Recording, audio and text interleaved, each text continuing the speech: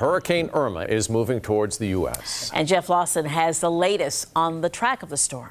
Well, right now, the Turks and Caicos, Evan and I were just trying to figure out which little island it is over right now. That's Grand Turk.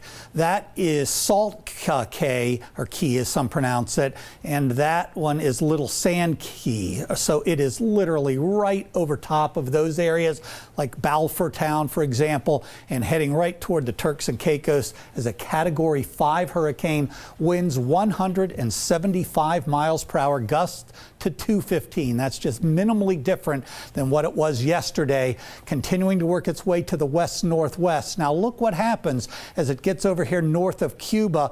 It does make that turn. Could be on the west coast, could be on the east coast, somewhere here near South Florida. And again, it doesn't matter. Such a massive storm in terms of its circulation that no matter what happens, Florida's going to get hit hard, and then it's going to work its way to the north. Right now, the thinking is maybe right here along the east coast, but again, that's subject to certainly changing over the next week or so, or well, let's say next 4 to 5 days, and that would keep the remnants then inland.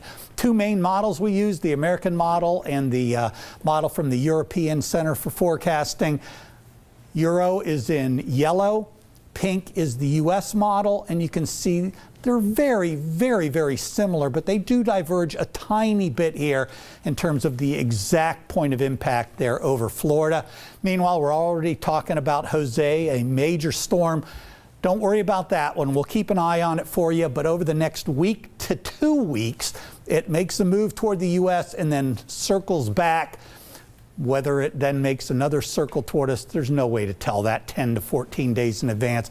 We will certainly watch that, but it poses no threat at all here over the next week or two, if ever. That's the very latest. We'll have a lot more coming up in just a few minutes.